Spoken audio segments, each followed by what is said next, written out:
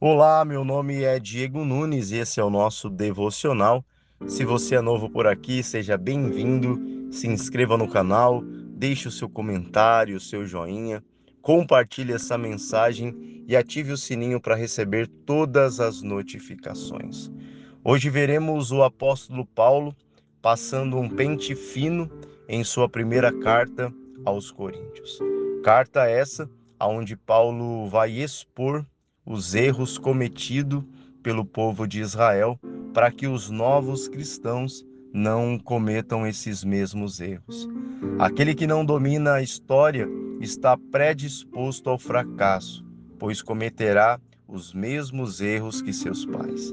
No capítulo 10 de 1 Coríntios, Paulo expõe as quedas do povo de Israel por conta de sua desobediência. Desobediência essa que não foi a Moisés, mas ao próprio Cristo. Ou seja, quando o povo desobedecia no deserto, era a Cristo que eles desobedeciam. Cristo era a rocha que os acompanhava. Um dos objetivos de Paulo é mostrar que esse mesmo Jesus, que por 3 anos fez sinais, prodígios e maravilhas, é o mesmo que operou ao longo da história da humanidade. Voltando ao povo de Israel, quero trazer aqui uma lista de maus exemplos que Paulo não quer que sejam repetidos. Primeiro, cobiçar coisas más. Quando nós chegamos nesse primeiro item aqui da nossa lista, nós vamos começar a entender a intenção do Senhor quando instituiu os 10 mandamentos. Perceba que ele não vai instituir esses 10 mandamentos de maneira aleatória. Ele conhece o coração do povo que agora mora em tendas no deserto, mas que antes tinha como casa o Egito, um lugar onde eles aprenderam muitas coisas que eles não deveriam. Êxodo 20, versículo 17 diz: Não cobiçarás a casa do teu próximo, não cobiçarás a mulher do teu próximo, nem o seu servo, nem a sua serva, nem o seu boi, nem o seu jumento, nem coisa alguma do teu próximo. Então, morando nas tendas, alguém poderia dizer: mas aquela tenda é melhor do que a minha, mas a mulher do meu vizinho, ela é uma mulher melhor do que a minha, o servo, a serva são melhores do que os meus. Então, aqui há um primeiro mandamento: não cobiçarás. Segundo, idolatria. Idolatria é dar a algo ou alguém o que pertence somente a Deus. Como eu disse, no Egito adorava-se muitos deuses e o povo aprendeu a idolatria. Isso eles carregaram com eles. Tem uma frase muito clichê que diz: o povo saiu do Egito, mas o Egito não saiu do povo. Então Paulo está mostrando: não cobiçarás, mas também não sejam idólatras, porque o povo muito sofreu por conta da idolatria. Terceiro, prostituição. Um povo infiel a Deus. A prostituição não se dá simplesmente pelo fato de vender o meu corpo para obter lucros, mas também vender a minha alma, vender a minha adoração, vender a minha devoção a outros deuses. Então, a prostituição mostra um povo infiel a Deus. Quarto e último da nossa lista, murmuração. O que é a murmuração? A murmuração não é gritar numa praça, não é pegar o microfone e reclamar de algo, mas a murmuração é uma reclamação que vem de um coração inflamado pelo mal. Quando nós cochichamos ou quando ali no nosso coração nós ficamos ali, sabe, remoendo algo, reclamando de algo e não estamos fazendo nada para mudar aquilo, simplesmente há em nós um espírito de murmuração quando isso fazemos. Então Paulo está dizendo: não cobicem, não sejam idólatras, não se prostituem, não murmurem. Paulo entende que somos tentados a cumprir essa lista, mas sabiamente ele expõe o livro que o Senhor, ele expõe o livramento que o Senhor tem para cada tentação. Então, para cobiça ou idolatria, prostituição ou murmuração, o Senhor tem um livramento para nós em todas essas etapas. Portanto, aquele que está de pé, cuide para que não caia. Do versículo 14 ao 21, ele mostra que a idolatria e a adoração aos ídolos não são para Deus, mas para demônios. E a correção aqui é que aqueles que participam do cálice de Deus não sejam participantes do cálice de demônios.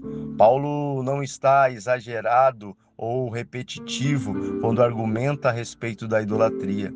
A igreja de Coríntios estava localizada em uma cidade rica, imoral e idólatra. Como um grande centro comercial, em um lugar onde tinham vários templos, adorando deuses como Apolo, Afrodite, Poseidon, e a esses deuses eram sacrificados animais.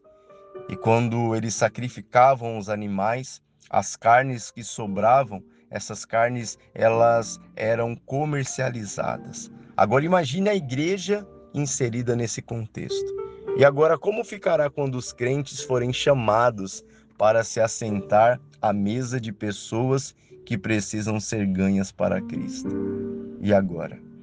Meu vizinho que não ainda conhece a Deus, não conhece a Cristo, me chamou para uma alimentação em sua casa.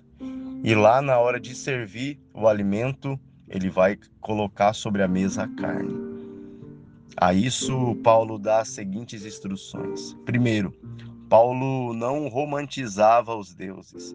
Eles sabiam que eles não tinham nenhum poder ou sequer existiam.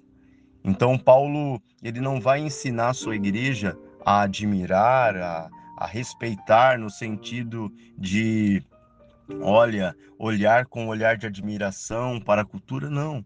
Paulo deixava bem claro, só existe um Deus. E esse Deus, ele é formado por três: Deus Pai, Deus Filho e o Deus Espírito Santo. Fora da Trindade não existe nada.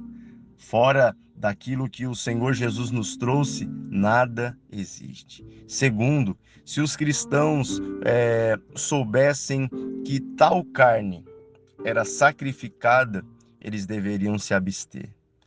Tudo por conta da consciência do outro, para não serem um peso para aqueles que ainda não eram de Cristo, fossem judeus ou gregos. Então, ali na mesa, ao saber que aquela comida era sacrificada aos deuses, eles não deveriam comer. Caso algum novo convertido visse isso, poderia abrir para esse novo convertido que aquilo era correto, ou que ele olhasse para aquilo se decepcionando. Como pode um cristão verdadeiro se assentando para comer comidas sacrificadas a outros deuses, a ídolos? Então a isso Paulo disse: se vocês souberem, é melhor não comer. Não por causa de vocês, porque essa comida não vai causar nenhum mal, porque esses deuses sequer existem, mas para que você não atrapalhe o outro de estar firme com Cristo. Segundo, se os cristãos agora soubessem, fossem convidados para a mesa e nada fosse revelado, simplesmente ninguém falou nada, só colocou aquela comida ali na mesa e o que que eu deveria fazer? Comer sem problema algum. Então, recapitulando: primeiro, Paulo não romantizava. Segundo, se é sacrificada e eu sei, não como. Terceiro, se nada for revelado, senta e come. Olha o que diz em 1 Coríntios 10:31 para nós finalizarmos. Portanto, quer comais, quer bebais, ou façais outra qualquer coisa, fazei tudo para a glória de Deus. O Paulo está dizendo, olha, Deus é dono de tudo e a Ele seja a glória do nosso viver.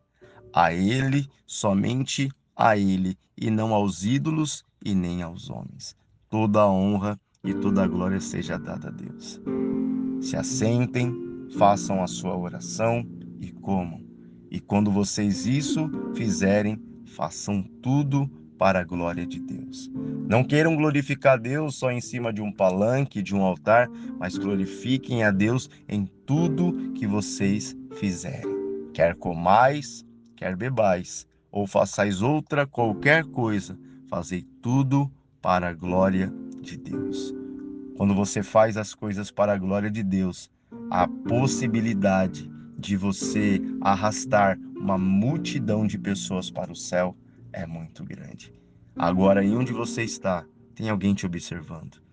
Daqui a pouco você estará no trabalho ou voltando para casa, tem alguém te observando. Faça tudo para a glória de Deus e você achará graça diante dos homens. E ao invés de você ser um empecilho, você será uma ponte que levará as pessoas até Cristo. E você sabe, ninguém vem ao Pai senão por mim. Se você levar as pessoas a Cristo, Cristo as levará ao Pai. Deus te abençoe, um grande abraço e até o próximo devocional.